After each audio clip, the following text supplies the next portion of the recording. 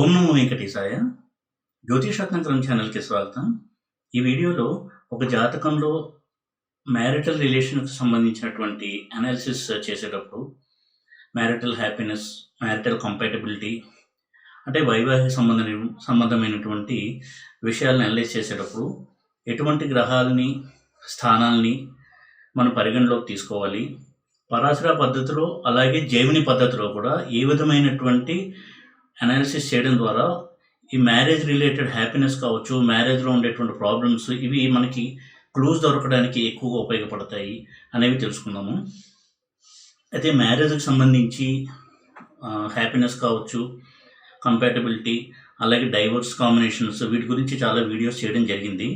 అయితే అదే సిరీస్లో భాగంగా 7th హౌస్ని తీసుకుని 7th హౌస్ మెయిన్ పాయింట్కి ఈరోజు కాన్సన్ట్రేట్ చేసి 7th హౌస్లో ఉండే ప్లానెట్స్ 7th లార్డ్ అలాగే దారపాదము, దారకారక గ్రహము అలాగే దారకారక నవాంశ, ఉపపాదము ఈ హౌసెస్, ప్లానెట్స్ ఏ విధంగా మ్యారేజ్కి సంబంధించినటువంటి విషయాల్ని ప్రభావితం చేస్తాయి అనేది ముఖ్యంగా తెలుసుకుందాము. సాధారణంగా చాలామంది సెల్ఫ్ స్టడీ చేసుకునేటప్పుడు మ్యారేజ్ రిలేటెడ్ హౌస్ని అనలైజ్ చేయాలంటే ఫస్ట్ చూసే హౌస్ 7th హౌస్, అలాగే 7th లార్డు, 7th హౌస్లో ఉన్నటువంటి ప్లానెట్స్. ఇవి కాకుండా ప్రతి హౌస్కి కూడా ఒక ఆరుఢం అనేది ఉంటుంది. ఇవి పరాశర చెప్పాడు, అలాగే జైమిని దాన్ని ఇంకా విస్తృతం చేసి జైమిని యొక్క చరదశ ఇటువంటి రాశి దశల్లో వాటి గురించి ఏ విధమైన అనాలిసిస్ చేయాలి అనేది చెప్పాడు. ఆరుఢము అనేటువంటి అంశాన్ని తీసుకుంటే ప్రతి ఇంటికి ఒక ఆరుఢం అనేది ఉంటుంది. ఉదాహరణకి 7th హౌస్ కనుక తీసుకున్నట్టయితే లగ్నం తులాలగ్నం అనుకుందాము. 7th హౌస్ మేషం అవుతుంది, 7th లార్డ్ కుజుడు అవుతాడు. కుజుడు కన్యలో ఉన్నాడు అనుకుందాము. అంటే 7th హౌస్ యొక్క లార్డ్ అయిన కుజుడు 7th హౌస్ నుంచి 3rd హౌస్ అయిన కన్యలో ఉన్నాడు, మిథునంలో ఉన్నాడు అనుకుందాం. మిథునంలో ఉన్నాడు.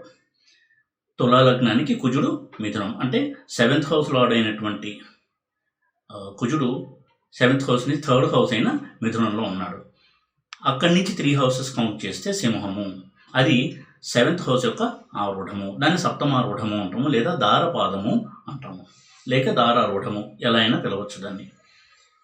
ఈ ఆరూఢము అంటే సప్తమం యొక్క ఆరూఢం అనేది 7th హౌస్ ఇచ్చేటువంటి రిజల్ట్స్ని ఇస్తుంది. అంటే 7th హౌస్ అంత ఇంపార్టెంటో ఈ దారపాదం అనేది అంతకంటే కొంచెం ఎక్కువ ఇంపార్టెంట్ హౌస్ అది మ్యారేజ్ రిలేటెడ్ అనాలిసిస్ చేయడానికి.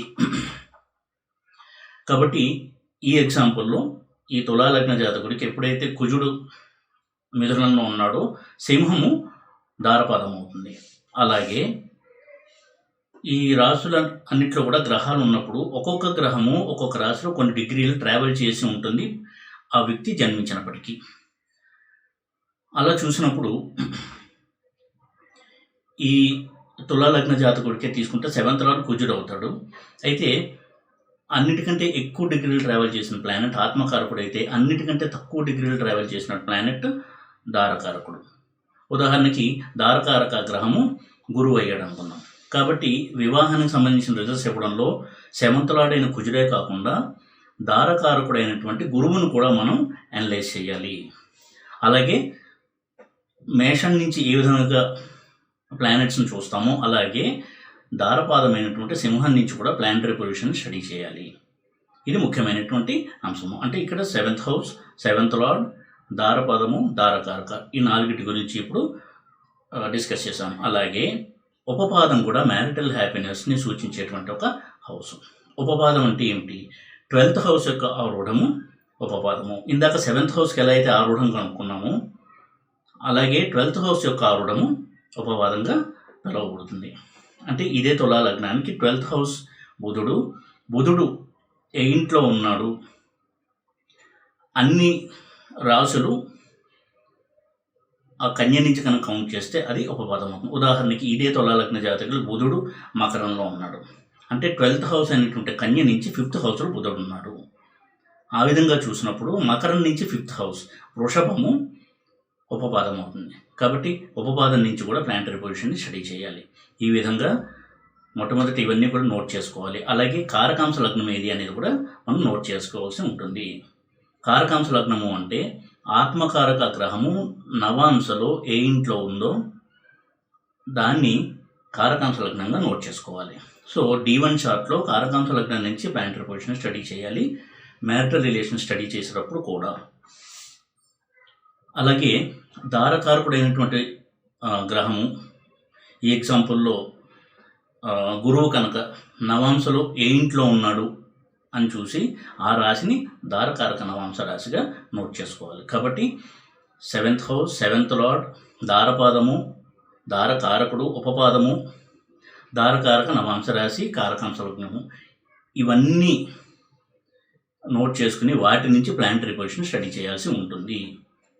అలాగే జైమిని ప్రతిపాదించినటువంటి సూత్రాల్లో రాశి దశ అనేది ముఖ్యంగా చెప్పబడింది.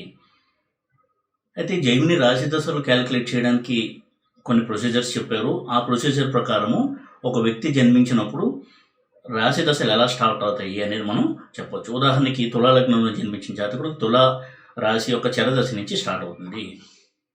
అయితే ఇక్కడ జెమిని ఆస్ట్రాలజీలో జెమిని సిస్టంలో ఉన్నటువంటి ప్రత్యేకత ఏమిటంటే జెమిని చాలా దశా సిస్టమ్స్ని చెప్పడం జరిగింది. చరదశ, స్థిరదశ, సుదశ, శూలదశ, నిర్యాణ శూలదశ, సుదశ, దృగ్దశ, మండూక దశ, లగ్న కేంద్రాది దశ, నారాయణ దశ, ఇలా చాలా దశా సిస్టమ్స్ని చెప్పడం జరిగింది. ఒక్కొక్క దశా సిస్టమ్ ఒక్కొక్క రకమైనటువంటి రిజల్ట్ని అనలైజ్ చేయడానికి స్పెసిఫిక్గా యూజ్ చేయవలసినటువంటి సిస్టమ్.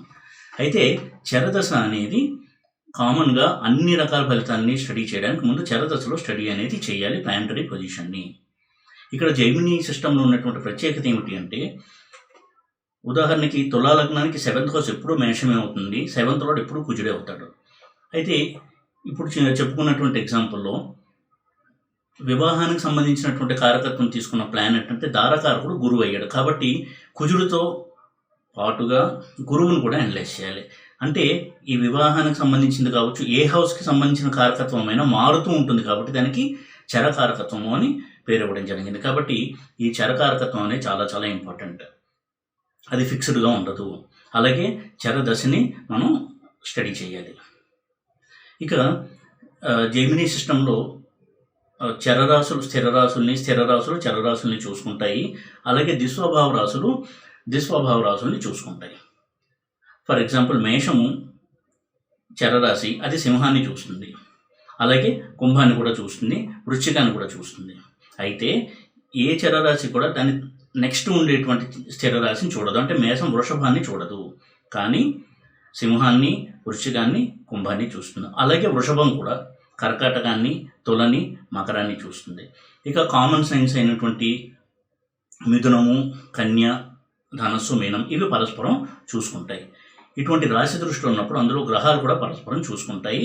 ఆ రాశిలో ఉన్న గ్రహాలు కూడా చూసుకోవడం జరుగుతుంది. కాబట్టి రాశి దృష్టి అనుసరించి ఈ కారకత్వాలు, ఆరూఢాలు ఎలా ఉన్నాయి అనేది స్టడీ చేసి మనం రిజల్ట్స్ని అనలైజ్ చేయాల్సి ఉంటుంది. అలా కాకుండా కేవలం ఈ కారకత్వాలు, ఆరూఢాలు పక్కన పెట్టి లగ్నము, 7th house, 8th house, 2nd house మాత్రమే, అలాగే 12th హౌస్ ఇవి మాత్రమే చూస్తూ చంద్రుడి నుంచి, శుక్రుడి నుంచి అనలైజ్ చేసినంత మాత్రాన అది కంప్లీట్ అనాలిసిస్ అవ్వదు. కంప్లీట్ అనాలిసిస్ చేయాలంటే జైమిని కారకత్వాలు, ఆరూఢాలు కూడా చూడవలసి ఉంటుంది. ఆరూఢాలు చాలా చాలా ముఖ్యమైనటువంటివి కాబట్టి వాటిని అనుసరించి కూడా ఫలితాలని మనం కొంతవరకు అవగాహన తెచ్చుకోవాల్సి ఉంటుంది.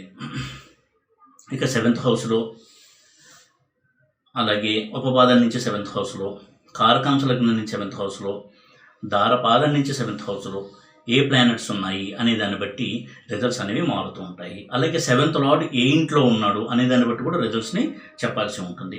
7th లార్డ్ కనుక దుస్థానాల్లో ఉంటే ఆ మ్యారేజ్ రిలేటెడ్ యాక్టివిటీస్ అనేవి అఫ్లిక్ట్ అవుతాయి. అయితే 7th లార్డ్ ఏ ఇంట్లో ఉంటే ఎటువంటి రిజల్ట్స్ ఉంటాయి అనేది కూడా చెప్తే అది చాలా లెంతీ వీడియో అవుతుంది కాబట్టి అది వేరే వీడియోలో చెప్పడానికి ప్రయత్నం చేస్తాను. ఇందులో మాత్రం 7th హౌస్లో ఏ ప్లానెట్స్ ఉంటే ఏ విధంగా అఫ్లిక్షన్స్ ఉంటాయి, లేదా ఏ విధంగా మ్యారిటల్ హ్యాపీనెస్ ఉంటుంది అనేది మాత్రం ఇక్కడ మనం డిస్కస్ చేద్దాము. ముఖ్యంగా 7th హౌస్లో కనుక శుభగ్రహాలైనటువంటి చంద్రుడు, బుధుడు, గురువు ఉన్నట్టయితే చాలా మటుకు పాజిటివ్ రిజల్ట్స్ ఉండడానికి అవకాశం ఉంటుంది. ఇది ఒక జనరల్ రూల్గానే తీసుకోవాల్సి ఉంటుంది. అలాగే పాపగ్రహాలు ఉన్నప్పుడు కొంతవరకు ప్రాబ్లమ్స్ అనేవి ఉంటాయి మ్యారిటల్ హ్యాపీనెస్ విషయంలో. అలా కాకుండా 2 గ్రహాలు కలిసినప్పుడు వాటి యొక్క కలయిక ఆధారంగా మ్యారిటల్ రిలేషన్స్, మ్యారిటల్ హ్యాపీనెస్ అనేవి ఇంపాక్ట్ అవుతూ ఉంటాయి. అయితే 7th హౌస్లో శుక్రుడు పొజిషన్ అనేది అది స్త్రీల విషయంలో కావచ్చు, పురుషుల విషయంలో కావచ్చు కొంత ఇబ్బందికరమైనటువంటి వాతావరణాన్ని తీసుకొస్తుంది. కాబట్టి 7th హౌస్లో శుక్రుడు ఉండడం అనేది మంచిది కాదు. అలాగే నవాంశలో లగ్నంలో శుక్రుడు ఉండడం కూడా అది వైవాహిక సంబంధాలను కొంత దెబ్బతీసేటువంటి ప్లేస్మెంట్గా చూడాల్సి ఉంటుంది. ఇక 7th హౌస్లో కనుక కుజుడు ఉంటే దానికి కుజదోషం అని పేరు ఇవ్వడం జరిగింది. అయితే ఎప్పుడూ కూడా కుజదోషం అనేది డైవోర్స్ని ఇవ్వదు. డైవోర్స్ ఇవ్వాలంటే రవి మ్యారేజ్ రిలేటెడ్ హౌసెస్లో ఉండాలి. రవి ఉన్నప్పుడు మాత్రమే డైవోర్స్ అనేది ట్రిగ్గర్ అవుతుంది. అయితే కుజదోషం ఉన్నప్పుడు కొంత ఘర్షణ వైఖరి ఉంటుంది. అంతేకాకుండా కుజుడు 7th హౌస్లో ఉంటే పార్ట్నర్ స్పౌస్ చచ్చిపోతారు అనేటువంటి ఒక అపప్రథ కూడా ఉంది. అది కూడా కరెక్ట్ కాదు. కుజదోషం అనేది ఆ వ్యక్తికి మారకం, అంటే ఆ వ్యక్తి యొక్క పార్ట్నర్కి మారకం ఇవ్వదు, అలాగే డైవోర్స్ కూడా ఇవ్వదు. అయితే కొంత ఘర్షణ వైఖరి ఉంటుంది. ముఖ్యంగా అమ్మాయిలకు ఉదాహరణకి 7th హౌస్లో కొన్ని కుజుడు ఉన్నట్టయితే వచ్చేటువంటి భర్త చాలా డామినేటింగ్ నేచర్ ఉండేటువంటి వ్యక్తి, షార్ట్ టెంపర్ ఎక్కువ ఉండేటువంటి వ్యక్తి, తను చెప్పిందే వినాలి అనేటువంటి ఒక మొండి పట్టుదల ఉండే వ్యక్తి, ఇటువంటి లక్షణాలు కొంత ఉంటాయి. కాబట్టి కుజుడు ఉండడం అనేది ఈ విధంగా ప్రాబ్లమేటిక్. కాబట్టి దాని కుజదోషం అని చెప్పి కొంత జాగ్రత్తలు తీసుకోమని చెప్పడం జరిగింది. అలా కాకుండా 7th హౌస్లో కనుక రవి ఉంటే అది ఎక్కువగా డైవర్స్ని ట్రిగర్ చేసేటువంటి ప్లేస్మెంట్గా చూడాల్సి ఉంటుంది. ఇక 7th హౌస్లో శని కూడా కొంతవరకు మ్యారేజ్ రిలేషన్స్లో చాలా ప్రాబ్లమ్స్ని తీసుకొస్తాడు. అయితే స్వక్షేత్రం కనుక 7th హౌస్ శనిలో అయినట్టయితే చాలా మంచి రిజల్ట్స్ని ఇస్తాడు శని 7th లార్డ్గా. ఉదాహరణకి కర్కాటక లగ్నానికి, సింహ లగ్నానికి 7th హౌస్లో ఉన్నటువంటి శని మ్యారిటల్ హ్యాపీనెస్ని ఇవ్వడమే కాకుండా లాంగివిటీ కూడా ఇస్తాడు మ్యారేజ్కి. అంటే చాలా సంవత్సరాలు కలిసి ఉండడం అనేది జరుగుతుంది. Long and happy married life ఇస్తాడు సాటర్న్ ఓన్ హౌస్లో 7th హౌస్లో కనుక ఉన్నట్టయితే. అయితే 7th హౌస్లో ఉండి అది నీచైనా, శత్రుక్షేత్రమైన, కుజుడిల్లైనా ఇటువంటి ఇంట్లో శని మ్యారేజ్ రిలేటెడ్ ఇష్యూస్ ఇవ్వడానికి అవకాశం ఉంటుంది. ఉదాహరణకి మకర లగ్నానికి 7th హౌస్లో శని, చంద్రుడు ఇల్లు కాబట్టి అక్కడ కొంత ప్రాబ్లమ్స్ ఇచ్చే అవకాశం ఉంది. అలాగే కుంభలగ్నానికి శని 7th హౌస్లో ఉన్నప్పుడు అది రవి ఇల్లు కాబట్టి అది కూడా కొంత ప్రాబ్లం ఇచ్చేటువంటి అవకాశం ఉంది. అలాగే జ్ఞాతికారక గ్రహం కనుక 7th హౌస్లో ఉంటే ప్రాబ్లమ్స్ ఇచ్చేటువంటి అవకాశం ఉంటుంది. జ్ఞాతికారక గ్రహం ఎలా తెలుసుకోవాలి అంటే, ఆత్మకారక గ్రహం ఎలా అయితే అన్నిటికంటే ఎక్కువ డిగ్రీలో ఉన్న గ్రహము, దారకారక గ్రహం అన్నిటికంటే తక్కువ డిగ్రీలో ఉన్న గ్రహము, దారకారక కంటే నెక్స్ట్ ఎక్కువ డిగ్రీలో ఉన్నది జ్ఞాతికారక. ఈ జ్ఞాతికారక గ్రహం ఎక్కువగా మ్యాలిఫిక్ రిజల్ట్స్ని ఇస్తుంది. కాబట్టి ఆ ప్లానెట్ కనుక 7th హౌస్లో ఉంటే కొంత మ్యారిటల్ అఫ్లిక్షన్స్ని మనం గుర్తించవచ్చు. ఈ విధంగా 7th హౌస్లో ఉండేటువంటి ప్లానెట్స్ ఆరూఢాల రీత్యా, ఆధిపత్యాల రీత్యా కూడా మనం స్టడీ చేయాల్సి ఉంటుంది. ఉదాహరణకి దుస్థానాధిపతులు 6th lord, 8th lord, 12th lord వీళ్ళు కనుక 7th హౌస్లో ఉంటే మ్యారేజ్ రిలేటెడ్ ప్రాబ్లమ్స్ ఉండడము, లేదా మ్యారేజ్ కాకపోవడము వీటికి కూడా అవకాశం ఉంటుంది.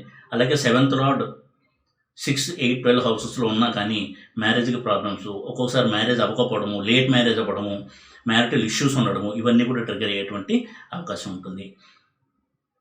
కాబట్టి 7th హౌస్లో మ్యాలిఫిక్ ప్లానెట్స్ ఉన్నప్పుడు దానికి కొంత ప్రత్యేక దృష్టితో చూడాల్సి ఉంటుంది. అలాగే శుక్రుడు ఉన్నప్పుడు కూడా కొంత దాన్ని నిశితంగా అనలైజ్ చేయాల్సి ఉంటుంది. సాధారణంగా చంద్రుడు ఒక్కడు 7th హౌస్లో ఉంటే చాలా మంచి రిజల్ట్స్ ఇస్తాడు.